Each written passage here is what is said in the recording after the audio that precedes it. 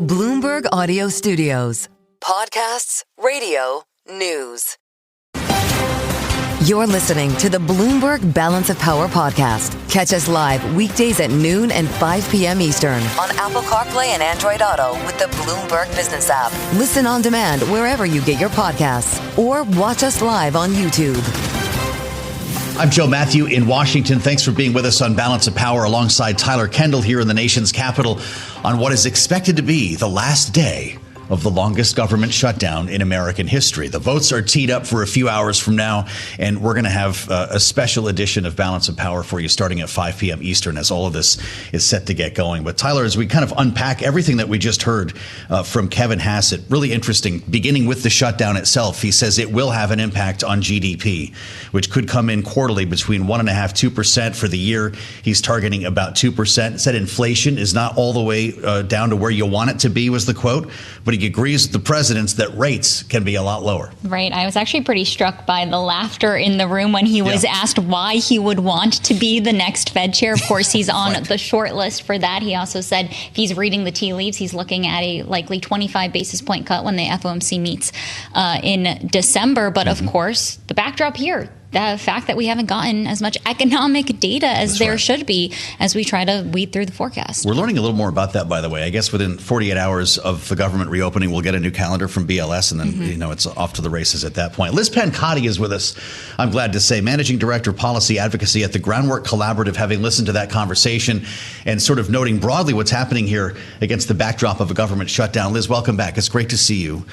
This is going to have an impact on data. The question is, when do we start seeing data? BLS is going to take some time, and we're never going to fill these gaps that we have for the month of October, are we? No, I mean, there was some data collection that was already in process prior to the government shutdown for what was to be released in October. The government shut down on September 30th. So we get a stale September jobs report. We'll get a stale September jobs report. We may get some CPI indications, kind of a mini release, and then we will hopefully start to get back to collecting data. Some of the data that goes into, especially the jobs report, is reported on a pretty continual basis. It is not a survey that, phone calls or online surveys have to go out to households. It's kind of incoming data. So it's sifting through that, analyzing it, and then getting the surveys back on track. That will probably take a couple weeks to get those stale reports. And then hopefully by the beginning of the year, we'll have an accurate picture. But of course, the Fed will have to meet once again before that without that full picture. So let's talk about where we currently stand from what we do know. What are the indicators that you've been watching for as we try to piece together a picture, particularly related to the labor market? Because, of course, we're talking about 2 missed monthly jobs reports. Yeah, unfortunately, the private sector data, as you both know, is not always the most high quality or the most sensitive. We've seen ADP kind of all over the place, but what we have seen is record numbers of layoffs. When we look at, the Challenger report, that to me is a little bit concerning. We had started to see layoffs tick up, but they were still within a normal range. And we got information from Challenger last week that they were really at historic highs. The other thing I have been watching is among small businesses, how hiring has been faring. And we've seen both in Gusto, another private payroll processor, and ADP, those small business numbers not look great. Small businesses obviously employ about half of workers in the United States. They have been hit the hardest by tariffs, just unable to kind of increase inventories and keep cash on the books as interest rates are very high. So those are the couple of things I am looking out for. And then we've gotten some indications that seasonal temporary hiring will be down through the holiday season, which is typically a big kind of push in many areas. We saw Spirit Halloween really slow their openings, and we are seeing for the retail spending ahead of the holiday season that not to look so great given where consumers are. And so a lot of retailers are holding back on hiring. Caroline Leavitt was just asked about the lack of data. She's holding forth in the White House briefing room now, the press secretary at the White House. Check this out, Liz. October CPI and jobs data likely never to be released. For October, I guess you can't go back in time and get that snapshot. Will it be more difficult for the Federal Reserve to understand the impact of this government shutdown if we start putting numbers on data like this, between 1.5% to 2% growth this quarter, according to Kevin Hassett? What happens, though, when you cut off 42 million Americans from SNAP benefits for a month? When do you know what the impact of that is? The SNAP benefits, even knowing when they'll be turned back on is something we don't know right now. Yeah. A lot of states were able to send out at least partial benefits, either because governors stepped in or we had a couple of late-breaking court rulings forcing some of that money to go out. The administration has not committed to a specific schedule for when those benefits will resume going out. Mm-hmm. I think, there's a tension in wanting to know what the effects of the shutdown were after the shutdown is over, and for the Fed especially and other policymakers to know what the current state of the economy is. I would put those in the opposite order of we need to know exactly what our economy looks like right now so we can make decisions about interest rates, about fiscal policy. It would be nice to have that historical look back, but missing 1 month is not catastrophic. Mm-hmm. I think the bigger issue is that we are unlikely to have that data by the Fed meeting in a couple of weeks here for the current snapshot, which is the more concerning thing to me than missing those data points. Mm-hmm. But, we saw the president a couple times in the last week say inaccurate things about how prices are down. We saw that Walmart report about a Thanksgiving meal costing less when, in fact, they were just moving around all of the items that go into that. I think the more and more that the administration tries to rely on fuzzy private market data as they, withhold that information about the typical reliable government reports, that to me is more concerning. Mm-hmm. I did want to ask you also about the broader backdrop of the economy here when it comes to tariffs. You brought up tariffs. It was also part of this conversation that we just heard with Kevin Hassett, and he said that the administration is considering some of these other tariff authorities as the Supreme Court looks at the big one, IEEPA, those broad-based tariffs based on emergency powers. We heard President Trump earlier this week suggest that there could be $2,000 refund checks. How do these headlines jive when you have the administration looking at dispersing money from tariff revenue, but also preparing a backstop if those tariffs get struck down? In the Supreme Court arguments last week, we really saw the solicitors struggle with how to respond to questions from the justices about these revenue effects of the tariffs. Mm-hmm. They say they're minor. The president tweets out that they're going to be $4 trillion. The president truths again that they're going to be $3 trillion and they're going to fund stimulus checks. I mean, it's really all over the place and quite incoherent. I'd say on the checks, I am not running out to put $2,000 on my credit card because I think the government will be sending me a check in the next 30 days, and I would not suggest that anyone else do so. And then, I think we're likely, even if the Supreme Court does weigh in on those emergency IEEPA tariffs, the Trump administration has signaled, and they have even started, over a dozen investigations using those other authorities on specific inputs. So that could be, copper, aluminum, semiconductors, but we could see those spread to other industries using other authorities, some of which, could allow him to enact time-limited across-the-board tariffs of 10 to 15%. Others would require 6-month, typically, investigations before they could put higher rates on them. So there would be an interruption then, waiting for the next round of tariffs to come in that world. Would the money need to be paid back during that period of time? I guess the court needs to decide that, Liz, and I won't make you decide that now. I guess the question I have is, what would happen? The president says it will ruin the country. It'll destroy the country to pay back what he says is $3 trillion. It seems to be in the billions, not the trillions. But what would be the impact of writing checks like that? There's kind of two separate things happening right here. So one is if the IEEPA tariffs that have been somewhat collected over the last 6 months by customs, there are lots of delays and lots of kind of mixed implementation of those. If the Supreme Court strikes down those tariffs, there are already companies lining up as part of class action lawsuits trying to get those refunds from the Treasury Department for the tariffs that they've paid. I think it's very unlikely those would then be passed on to consumers, though some consumers did directly pay those tariffs on, shipments to their doorstep. So then you get the class action lawsuit going. Correct, which is a whole other disaster in and of itself. And I think you have both seen how long it takes for lawsuits to work through our court system. So that's one aspect. The president is separately suggesting that these magical dividend checks will be sent out to consumers that are completely separate. So those would be funded by the revenue from the tariffs coming in, the tariffs which could, of course, be interrupted by the Supreme Court's ruling. But as you said, there are not $3 to $4 trillion worth of revenue. We have at most seen, $200 to $300 billion taken in revenue. And the administration has drawn on that pot of money to pay for this, that, and the other over the course of the last 6 months, trying to pay troops or trying to pay SNAP benefits or, paying for the ballroom. I mean, he seems to view this as kind of an unlimited slush fund. Whether he spends it or tweets it out, this is really not a thing I think the American people can rely on. We actually have a great story on the Bloomberg terminal Journal about how there's already a case forming for a class action so that we could see those tariff refunds paid out more broadly, because we know that the issue of universal injunctions has come up before with this administration on it. Sticking on tariffs, we heard from the Treasury Secretary Scott Bessent earlier today, who said that we could see some potential planned reductions when it comes to things like coffee, bananas, other food that we don't grow here in the U.S.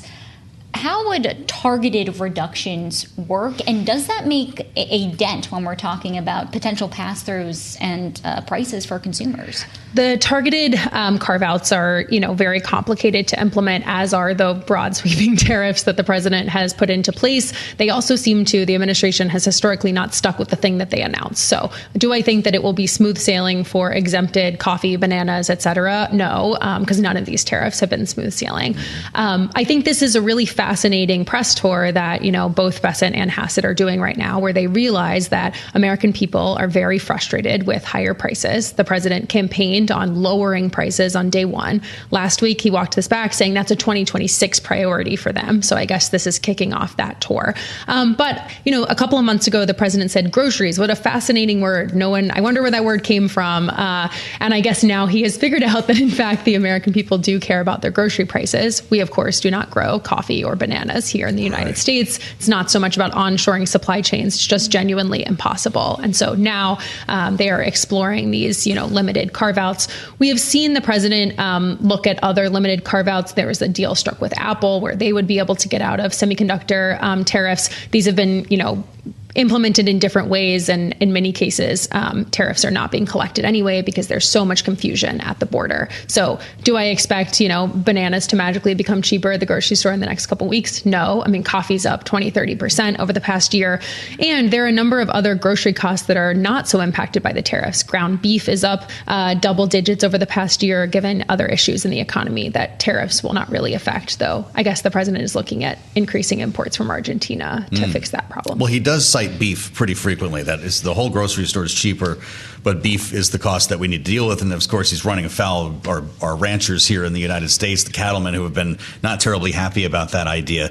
What is his obsession with grocery? You brought this up. He says it's an old word, a beautiful word, a strange word, grocery. And then he started using BLT as a descriptor of what grocery is: bacon, lettuce, tomato. Has he ever been in a grocery store? That's a great question. Being serious about that. I would love to have, a Bloomberg reporter ask that the next time that they get a press briefing question. It's a good one. You remember the gallon of milk with George Bush? This used to be like treacherous ground for a politician. It's not anymore, is it? Yes. I mean, I remember President Joe Biden opening up a bag of chips and saying there's not too many Doritos in here. Right. I think, maybe we'll see as part of this press tour, Donald Trump go into Kroger and take a couple things off the shelf. I would be curious. That's typically when this stuff happens. How long it's been since he went into a Kroger and pulled a couple things off the shelf. But, we saw in elections last week in Virginia, New York City, and New Jersey, and even in Georgia, where, power bills were on the ballot, that Americans are really frustrated by the prices they're paying, whether it's at the grocery store, at the gas pump, for rent. And I think the president hates to be an unpopular guy. His approval ratings on the economy and inflation are in the tank. And he realizes that he's going to have to get acquainted with the beautiful word groceries if he wants to turn it around. It's an old-fashioned word, Tyler.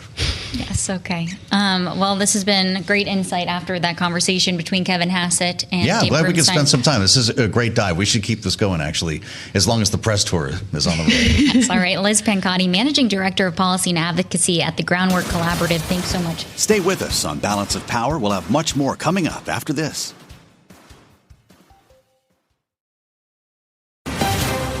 You're listening to the Bloomberg Balance of Power podcast. Catch us live weekdays at noon and 5 p.m. Eastern on Apple CarPlay and Android Auto with the Bloomberg Business app. Listen on demand wherever you get your podcasts or watch us live on YouTube. Counting down to some important votes in the House of Representatives on what is expected to be the last day of the longest government shutdown in American history. And it's a pleasure to bring in a voice from the House of Representatives now that the chamber is back in session. Democratic Congressman Ro Khanna of California is with us live from Capitol Hill. And Congressman, it's good to see you back in the Capitol here. Welcome back to Bloomberg TV and radio. We've missed our conversations. I know that a lot of Democrats are pretty unhappy about the way this has gone in the Senate, and you're not terribly happy with the way Senator Chuck Schumer has handled things. Now that the bill is coming into your chamber, are you a no vote? I'm a no vote because I don't believe we can sit idly by while 20 million Americans face astronomical spikes in their health care. We have a moral responsibility to make sure people have food assistance, to make sure they have health care, and we're not meeting that moment. But Congressman, President Trump has said that he's willing to negotiate on health care. Isn't it better to negotiate with the government reopened, alleviate the stress on our air travel system, get food benefits to Americans, and pay our federal workers?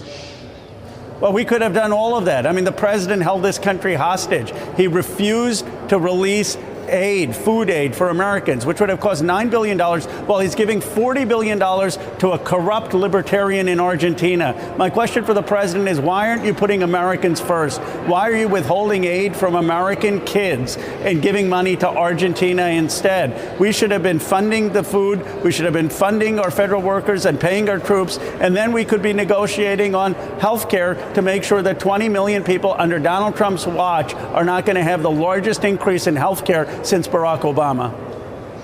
We understand that you will have a new colleague in the House as of a couple of hours from now, Congressman, as Adelita Grijalva is at last sworn in, having been elected on September 23rd. This means only a 2-vote margin, if you will, for Speaker Johnson in passing this CR minibus package. It also means you have the vote that you need to bring the Jeffrey Epstein discharge petition to the floor of the House. How quickly do you expect that will happen? And does it need to pass the Senate?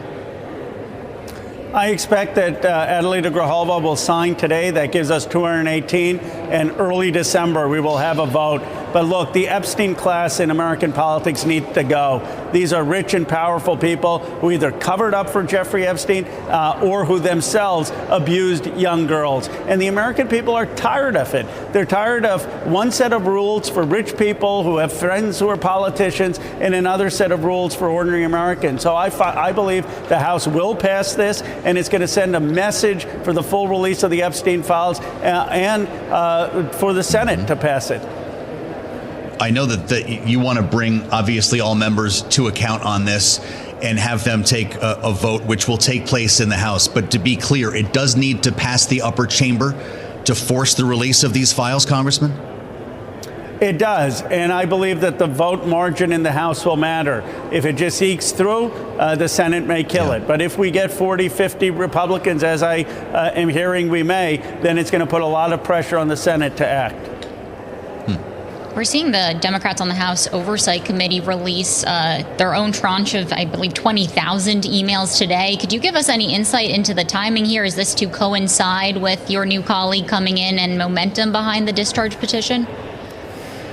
Well, we had subpoenaed the Epstein estate. I had written a letter to the Epstein estate with Mr. Comer, and we had gotten these files. And one of the things we got today were emails where Jeffrey Epstein is talking to Ghislaine Maxwell, saying that Donald Trump is aware that they're underage girls at the Epstein estate. And so it implicates Trump in the Epstein files, and there's much more to be released. But we just need it all out there. We need transparency.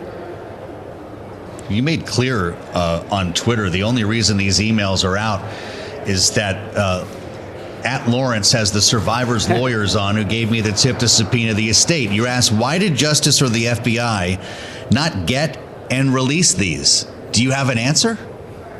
I don't. I mean, here they were claiming they're doing a thorough investigation. They're going to do everything.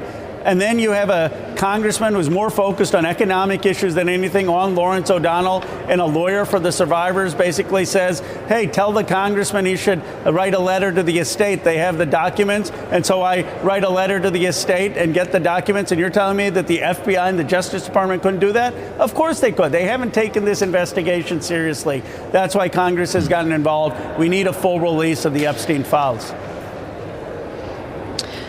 In the final minute that we have you, Congressman, I know that you have been working on a ban crypto corruption legislation. Now that the House is back in session, can you give an update to us on this? And I'm also curious about the link here to your perch as the ranking member on the Armed Services Committee. What's the national security angle to this legislation?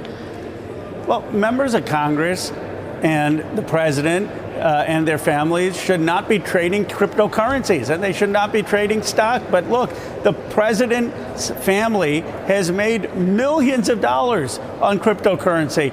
They sold World Liberty as a stable coin, and they have this guy who's gotten now a pardon, a foreign billionaire who's basically accepting payments of World Liberty.